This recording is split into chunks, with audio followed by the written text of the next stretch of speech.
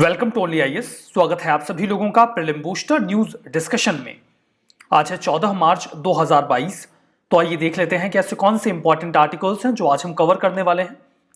आगे बढ़ने से पहले जानकारी है लास्ट माइल लीप एलएमएल के बारे में। ये यूपीएससी प्रीलिम्स की टेस्ट सीरीज है 2022 के एग्जाम के लिए। इसमें आपको मिलते हैं 19 sectional test, 5 current affairs, 15 full length test और 4 सी सेट।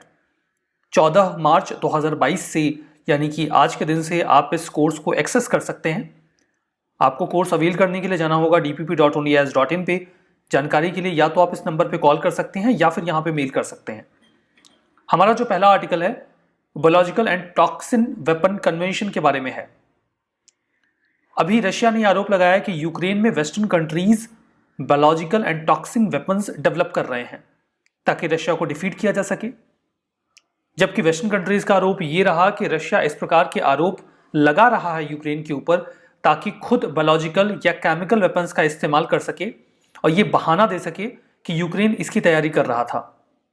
इस मामले को लेकर जाया गया यूनाइटेड नेशन सिक्योरिटी काउंसिल की मीटिंग में, जहां पर बात की गई। रशिया ये मांग कर रहा था कि इन्वेस्टिगेशन की जाए यूक्रेन के बायोलॉजिकल या टॉक्सिन वेपन के डेवलपमेंट को लेकर।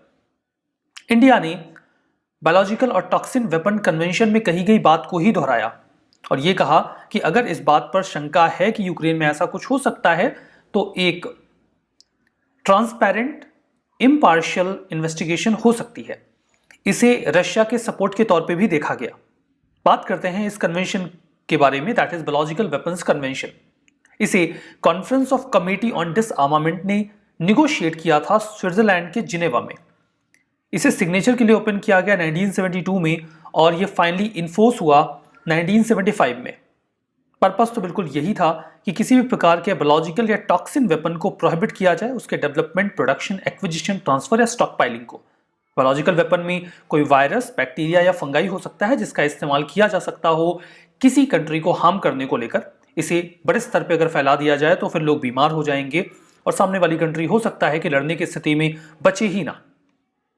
जो कोई स्टेट है जिसने इस वेपन कन्वेंशन को साइन किया, उसे इफेक्टिव होने के बाद 9 महीनों का समय मिलेगा कि अगर उसके पास कोई ऐसा एजेंट टॉक्सिन है जो इस्तेमाल हो सकता है बायोलॉजिकल या टॉक्सिन वेपन में, तो वो उसे या तो खत्म कर दे या पीसफुल यूज में ले ले। वर्तमान में 183 कंट्रीज हैं जो इसकी पार्टी हैं, 4 सिग्नेटरी स्टेट्स हैं। इंडिया भी इस कन्वेंशन की पार्टी है। यह आपके लिए बहुत ही महत्वपूर्ण जानकारी है। 10 स्टेट्स जिन्होंने आज तक इसे ना तो साइन किया और ना ही रेटिफाई किया, उनमें शामिल हैं Chad, Comoros, Djibouti, Eritrea, Israel, Kiribati, Micronesia, Namibia, South Sudan और तुवालू। ये एक मिलिट्री डिसआर्मामेंट ट्रीटी है, मल्टीलैटरल, जहां पे वेपन ऑफ मास डिस्ट्रक्शन की कंप्लीट कैटेगरी को बैन करने की बात की गई है। That is the significance of this convention. हालांकि नुकसान ये है कि इसकी कोई इंप्लीमेंटेशन बॉडी नहीं है। दैट्स वाई जिसका जब मन में आता है इसे वायलेट कर लेता है। हर 5 साल में एक कॉन्फ्रेंस होती है जिसमें कन्वेंशन में कही गई बातों को रिव्यू किया जाता है और कॉन्फिडेंस बिल्डिंग मेजर्स लिए जाते हैं, लेकिन ये कोई इफेक्टिव मेजर्स नहीं हो पाते हैं। 2016 में एक प्रश्न आया था ओपीसीडब्ल्यू के बारे में, organisation for prohibition of chemical weapons के संबंध में आपके पास थे 3 प्रश्न। पहला तो ये था कि ये यूरोपियन यूनियन का ही एक ऑर्गेनाइजेशन है जिसका संबंध नाटो और डब्ल्यूएचओ से है। दूसरा कि ये केमिकल इंडस्ट्री को मॉनिटर करता है कि नए वेपन्स ना इमर्ज हों। तीसरा कि ये असिस्टेंस और प्रोटेक्शन प्रोवाइड करवाता है स्टेट को केमिकल वेपन के थ्रेट के अगेंस्ट में। ये स्टेटमेंट आपको वैसे भी अजीब लग रहा होगा कि यूरोपियन यूनियन का एक ऑर्गेनाइजेशन जिसका संबंध नाटो से भी है, डब्ल्यूएचओ से भी है। अब नाटो एक मिलिट्री ऑर्गेनाइजेशन है, डब्ल्यूएचओ हेल्थ के लिए काम करता है, तो मतलब अजीब सा स्टेटमेंट है। देख के ही समझ में आ जा रहा है कि गलत होगा। अगर आपको नेचर पता है इंटरनेशनल ऑर्गेनाइजेशंस का, तो अगर आपने नहीं पढ़ा है तो दुविधा हो सकती है। नहीं तो आपको पता है कि नाटो एक अगर अलग प्रकार का ऑर्गेनाइजेशन है और डब्ल्यूएचओ अलग तरीके से काम करता है, तो एक बॉडी दोनों से एसोसिएट होगी, तो ये तो गलत हो ही गया। दूसरा और तीसरा जो स्टेटमेंट है वो करेक्ट है, so B will be the answer. हमारा next article international fund for agriculture development के बारे में है। मध्य प्रदेश की सरकार ने पार्टनरशिप करी है आईएफएडी के साथ। आईएफएडी बोलेंगे अब हम इसे, international fund for agriculture development को। इन्होंने 2 इनएक्सपेंसिव और इंडिजिनियस आइडियाज निकाले हैं ताकि बैलेंस्ड मील यानी कि एक अच्छा और संतुलित भोजन मिले, इसके लिए महिलाओं को इनकरेज किया जाए। यहाँ पे कोई टेक्नोलॉजी इन्वॉल्व नहीं है, काइंड ऑफ आइडिया है, यू कैन अंडरस्टैंड। आइडिया क्या है बता दूंगा अभी मैं। बात करते हैं पहले IFAD की। ये स्पेशलाइज्ड एजेंसी है यूएन की, 1977 में बनाई गई थी।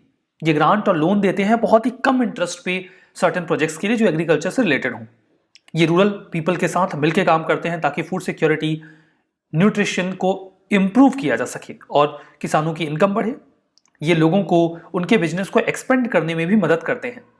ऑर्गेनाइजेशन 1974 में हुए वर्ल्ड फूड कॉन्फ्रेंस का आउटकम है, उसी के आउटकम के तौर पे ये एग्जिस्टेंस में आया और हेडक्वार्टर्ड है रोम में। और इस संस्था के एक प्रेसिडेंट होते हैं जो इसे हेड करते हैं। IFAD के 3 ऑब्जेक्टिव्स हैं। जो प्रोडक्टिव कैपेसिटी है लोगों की, उसे बढ़ाया जाए, मार्केट के साथ उन्हें जोड़ दिया जाए ताकि उन्हें फायदा मिले, इन्वायरमेंटल सस्टेनेबिलिटी और क्लाइमेट रेजिलियंस को इंश्योर करें इकोनॉमिक एक्टिविटीज में, ताकि जो क्लाइमेट चेंज की वजह से नुकसान हो रहा है उसको हैंडल करने की कैपेसिटी बढ़े। 177 मेंबर कंट्रीज हैं और IFAD रूरल डेवलपमेंट रिपोर्ट भी हर साल लेकर आता है। जो आइडियाज है उनकी बात करते हैं। पहला आइडिया है 7 days 7 plot प्रोग्राम।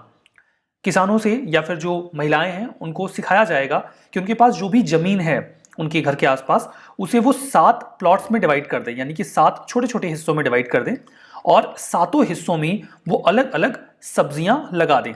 ठीक है, एक दिन वो एक प्लॉट में से सब्जी निकालें, मतलब जब वो हो जाए तो इसमें से निकाल के वो उसे पका के खाएं। अगले दिन इसमें से, फिर इसमें से, फिर इसमें से, इसमें और फिर इसमें से। जब वो 7वें दिन इस प्लॉट से सब्जी निकाल के इस्तेमाल कर लेंगे खाने के लिए, तब तक इस प्लॉट में सब्जियां फिर से तैयार हो जाएंगी खाने के उद्देश्य से। इससे हर दिन उन्हें अच्छी सब्जियां मिल जाएंगी, वो भी अलग अलग तरीके से, जो न्यूट्रिशनल कैपेसिटी को एनहेंस करेंगे। वो उनके लिए अफोर्डेबल होगा और उन्हें बाजार से महंगी सब्जियां भी नहीं लेनी पड़ेंगी। तो that is 7 days 7 plot programme. दूसरा है तिरंगा थाली। तिरंगा थाली में बेसिकली 3 कलर रिप्रेजेंट करेंगे 3 प्रकार की न्यूट्रिशनल जो कैपेसिटी है उसे, जैसे कि सैफरन में आएंगे पल्सेस या फिर येलो स्प्लिट पीज, जो आपको येलो या सैफरन कलर की चीजें मिलेंगी, जैसे पिजन पी, लेंटिल्स, ये प्रोटीन के सोर्सेस होते हैं। व्हाइट में आ जाएगा राइस, मिल्क और रोटी, जो कार्बोहाइड्रेट का सोर्स होता है। ग्रीन में लीफी वेजिटेबल्स, जो विटामिन और मिनरल्स का प्रतीक होता है। तो ये 3 कलर्स रिप्रेजेंट करेंगे जो न्यूट्रिशन दिया जाए, नीडेड है, उसके बारे में। हमारा next article national youth parliament festival के बारे में है। 2022 का अभी हाल ही में कंडक्ट किया गया न्यू दिल्ली में, जो पार्लियामेंट का सेंट्रल हॉल है वहां पे। ये इसका 3rd एडिशन रहा। इसे Ministry of Youth Affairs and Sports organise करता है। 2017 में मन की बात में हमारे प्राइम मिनिस्टर ने ये बात कही थी, यंगस्टर्स की वॉइस को सुना जाए। इसका एक ऑब्जेक्टिव होता है।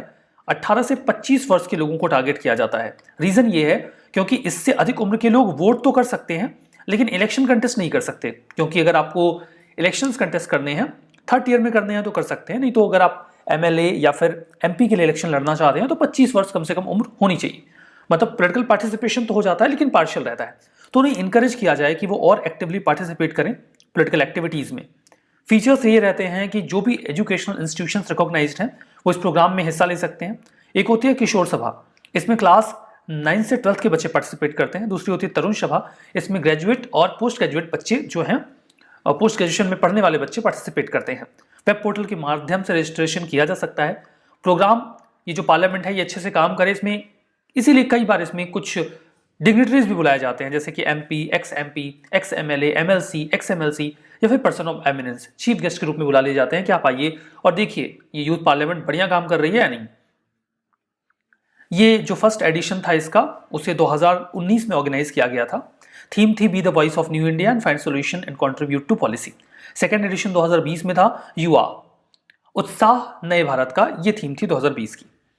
हमारा next article Santhali Sohrai murals के बारे में है। मुराल काइंड ऑफ पेंटिंग होती है, आपने may be art and culture में पढ़ा हो। संथाली कम्युनिटी जो ओडिशा और झारखंड में रहती है वो अपने तरीके बदल रहे हैं इस ट्रेडिशनल सोहारी मुराल पेंटिंग को, और कहीं ना कहीं इसमें मॉडर्निटी का पिंच डाला जा रहा है। And that's why Santhali Sohrai murals news में आए।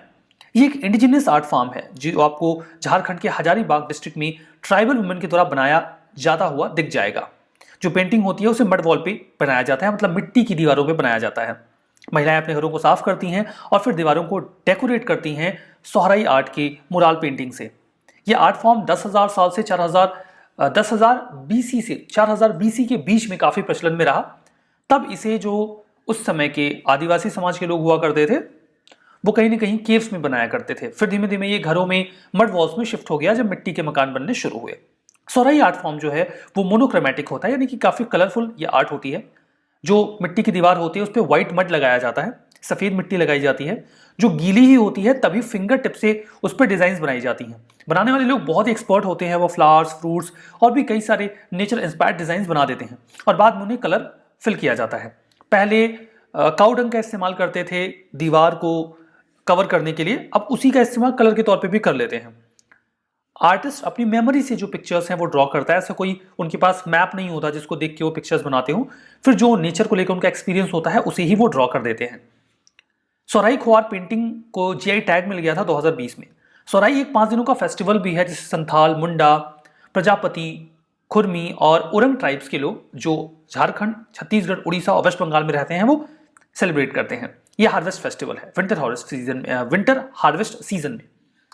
सर्दियों में फसलों के लिए ये फेस्टिवल ऑर्गेनाइज किया जाता है, कैटल फेस्टिवल भी बोलते हैं।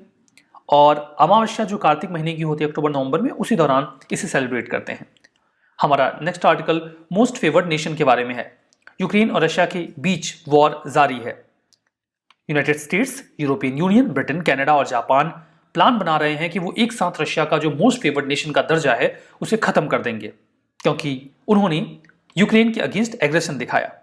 WTO वर्ल्ड ट्रेड ऑर्गेनाइजेशन के जो 164 मेंबर्स हैं वो एक साथ मिलकर आते हैं और ये इंश्योर करते हैं कि सभी देशों को एक दर्जा दिया जाएगा। मतलब जो लोवेस्ट टैरिफ है, हाईएस्ट इंपोर्ट कोटा है या कम ट्रेड बैरियर्स हैं गुड्स एंड सर्विसेज में, वो सभी लोगों को इक्वली दिए जाएंगे। हम किसी के साथ डिस्क्रिमिनेशन नहीं करेंगे, किसी को ज्यादा चार्ज नहीं करेंगे। और ये जो मैकेनिज्म है इसे ही कहा जाता है MFN, मोस्ट फेवर्ड नेशन, जिसमें सभी लोगों को बिना किसी डिस्क्रिमिनेशन के इक्वल ट्रीटमेंट दिया जाता है। कुछ एक्सेप्शन हो सकते हैं, किसी दो देश ने बायलैटरल ट्रीटी कर ली या डेवलपिंग कंट्रीज को कोई स्पेशल एक्सेस देना चाहता है अपने मार्केट की, तो फिर कुछ हो सकता है। नहीं तो यूजुअली ये होता है कि आप हर देश को एक समान दर्जा दीजिए। MFN स्टेटस को रिमूव करने का क्या मैकेनिज्म है, कैसे रिमूव कर सकते हैं अगर ये देश करना भी चाहते हैं? देखिए, इसका कोई फॉर्मल प्रोसीजर नहीं है कि कैसे कोई प्रस्ताव लेकर आएंगे फिर हटा देंगे, और ऐसा भी कुछ मैकेनिज्म नहीं पता है कि क्या किसी देश का MFN का दर्जा हटाने के बाद WTO को इन्फॉर्म करना होता है। जैसे इंडिया ने MFN का दर्जा पाकिस्तान का 2019 में सस्पेंड कर दिया, जब पाकिस्तानी बेस्ड इस्लामिस्ट ग्रुप या टेरर ग्रुप्स के द्वारा हमला किए जाने पे हमारे 40 पुलिस के जवान शहीद हुए थे। उसके बाद पाकिस्तान ने तो हमें कभी MFN का दर्जा दिया ही नहीं।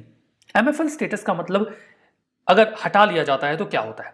ये स्ट्रॉन्ग सिग्नल होगा कि रशिया अब इन वेस्टर्न अलाइज का या वेस्टर्न कंट्रीज का इकोनॉमिक पार्टनर नहीं रह गया। रिजल्टेंट उसके खिलाफ इंपोर्ट टैरिफ्स बढ़ाए जा सकते हैं, रशियन गुड्स के ऊपर रिस्ट्रिक्शन लगाए जा सकते हैं, इवन उन्हें बैन किया जा सकता है। इवन रशिया का जो इंटेलेक्चुअल प्रॉपर्टी राइट है उसे भी इग्नोर किया जा सकता है। तो ये सारे नुकसान रशिया को हो सकते हैं। जो हमारा नेक्स्ट आर्टिकल है वो 1954 के हेग कन्वेंशन के बारे में है। जब युद्ध होता है तो जो हेरिटेज साइट्स होती हैं उन्हें भी नुकसान होता है। बमबारी इस बात को संज्ञान में लेकर नहीं की जाती कि केवल नई बिल्डिंग्स को अटैक करना है, उसमें जो हेरिटेज बिल्डिंग्स होती हैं वो भी निशाना बनती हैं। यूनेस्को कोशिश करता है कि ऐसे हेरिटेज को बचाया जा सके इन आर्म कॉन्फ्लिक्ट से, क्योंकि आपने तो एक झगड़ा किया 20 दिन 25 दिन, एक वॉर किया जिसमें कई सारे लोगों की जान भी गई और आपने कुछ मॉन्यूमेंट्स को बर्बाद कर दिया, लेकिन वो मॉन्यूमेंट्स 2000 साल पहले कभी बनाए गए थे जो उस समय की माइट को पोर्ट्रे करते हैं। उन्हें बचाना भी जरूरी होता है, जिस तरीके से लोगों की लाइफ को बचाना जरूरी होता है। यूनेस्को जो यूक्रेन के अथॉरिटीज हैं उनके साथ मिलकर कोशिश कर रहा है कि डिस्टिंक्टिव ब्लू शील्ड एम्बलम लगा दिया जाए या उसे एप्लीकेबल कर दिया जाए 1954 का जो हेग कन्वेंशन है, ताकि जो कल्चरल प्रॉपर्टी है उसे बचाया जा सके। 1954 में हेग कन्वेंशन आया था, जिसके माध्यम से या तो शांति की कंडीशन में या आर्म कॉन्फ्लिक्ट की कंडीशन में जो मॉन्यूमेंट्स हैं उन्हें बचाने का प्रयास किया जाता है। इंडिया भी 1954 से ही इस हेग कन्वेंशन की पार्टी है। ऑब्जेक्टिव यही है कि जो कल्चरल प्रॉपर्टी है उसे बचाएं। इसमें बहुत कुछ शामिल होता है, जैसे आर्किटेक्चर, आर्ट या history, archaeological site, work of art, manuscript, books, object या जो कोई भी आर्टिस्टिक ऑब्जेक्ट हो, हिस्टोरिकल आर्कियोलॉजिकल इंटरेस्ट का साइंटिफिक कलेक्शन हो, कुछ भी उसे बचाया जाए। सिग्निफिकेंस ये है कि ये ना केवल पीस टाइम में बल्कि कॉन्फ्लिक्ट के समय में भी एप्लीकेबल रहता है और इन मॉन्यूमेंट्स को बचाने की कोशिश की जाती है। ब्लू शील्ड एम्बलम एक ऑर्गेनाइजेशन है जिसे 1996 में बनाया गया। ये एक independent, neutral, non governmental, non profit international organisation है जो वॉर की कंडीशन में मॉन्यूमेंट्स को बचाने की कोशिश करता है। इसके पास एक एम्बलम है जो कुछ ऐसा दिखता है, इसी का इस्तेमाल करते हैं ये वॉर की कंडीशन में जो मॉन्यूमेंट्स हैं उन्हें बचाने को लेकर। हमारा next article away from reactor facility के बारे में है। हाल ही में कुडनकुलम विलेज पंचायत ने एक रेजोल्यूशन पास किया जहां पर वो विरोध कर रहे हैं कुडनकुलम न्यूक्लियर पावर प्रोजेक्ट के लिए जो AFR यानी कि अवे फ्रॉम रिएक्टर बनाया जा रहा है उसको लेकर, जहां पर न्यूक्लियर वेस्ट को स्टोर किया जाता है। मैं आपको बता देता हूं पहले AFR क्या होता है। देखिए, जब न्यूक्लियर पावर प्लांट में बिजली बनाई जाती है तो न्यूक्लियर फिजन यानी कि नाभिकीय विखंडन का इस्तेमाल किया जाता है। अब उस प्रक्रिया में हम यूरेनियम या फिर प्लूटोनियम के जो एटॉम्स होते हैं उनको दो हिस्सों में तोड़ते हैं। जब ये दो हिस्सों में टूटेंगे तो इनसे निकलेगी एनर्जी। इस एनर्जी का इस्तेमाल तो हम बिजली बनाने के लिए कर लेते हैं, लेकिन जो इसका बाय प्रोडक्ट होता है वो पूरी तरीके से न्यूक्लियर वेस्ट नहीं होता, बल्कि वो अपने आप में एक एनर्जी का सोर्स होता है जिसका इस्तेमाल मेडिकल इंडस्ट्री और बाकी अन्य जगहों पे किया जाता है। अब इस बचे हुए हिस्से को हम कुछ फ्यूल सेल्स में कलेक्ट करते हैं और इन फ्यूल सेल्स को आवश्यकता होती है स्टोर करने की। अब इसे स्टोर करने के दो तरीके हो सकते हैं। पहला तरीका तो ये है कि सपोज करिए ये एक न्यूक्लियर पावर प्लांट का बिल्डिंग है। अब यहां पे है ये एक न्यूक्लियर पावर प्लांट, तो इसके पास में ही हम बना देंगे एक स्पेंट फ्यूल स्टोरेज पूल। अब इन न्यूक्लियर ये जो ट्यूब्स हैं इनको निकाल के सबसे पहले तो हम इसी पूल में स्टोर कर लेंगे, लेकिन इस पूल की एक कैपेसिटी होगी, यहां पर इसे कूल डाउन कर लिया जाएगा। सपोज करिए यहां पे साल भर तक रहता है, लेकिन एक समय के बाद आपको यहां से इसे निकालना होगा ताकि आप इस जगह को खाली करके कुछ और फ्यूल सेल्स यहां पे रख सकें।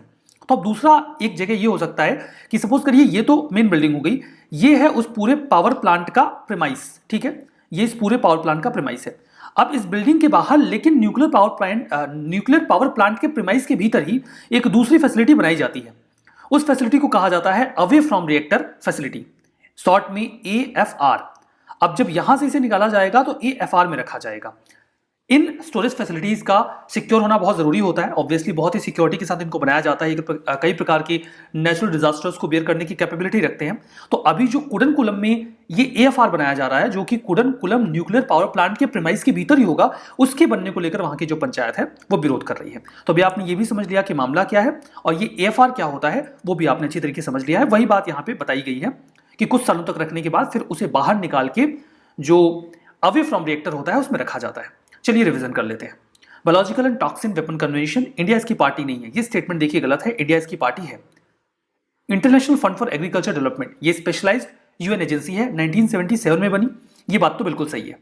संथाली सोहरई मुराल, इसे मध्य प्रदेश की महिलाएं प्रैक्टिस करती हैं, ये गलत है। उड़ीसा और झारखंड की महिलाएं इसमें इन्वॉल्व होती हैं। MFN कई बार न्यूज में देखा गया संबंधित है इंटरनेशनल मॉनेटरी फंड से, गलत है ये भी। ये WTO से संबंधित है। 1954 हेग कन्वेंशन, ये कल्चरल प्रॉपर्टी को बचाता है आर्म कॉन्फ्लिक्ट के समय में भी, दैट्स ऑल्सो ट्रू। तो आज का ये सेशन यहाँ पे समाप्त होता है। उम्मीद करते हैं आपको बढ़िया लगा होगा और ये PDF इसकी मिल जाएगी ओनली आज के टेलीग्राम चैनल पे, वहां जाइए, चैनल को ज्वाइन कर लीजिएगा, PDF को डाउनलोड करिएगा और रिवीजन करना मत भूलिएगा। That's all for now, thank you very much.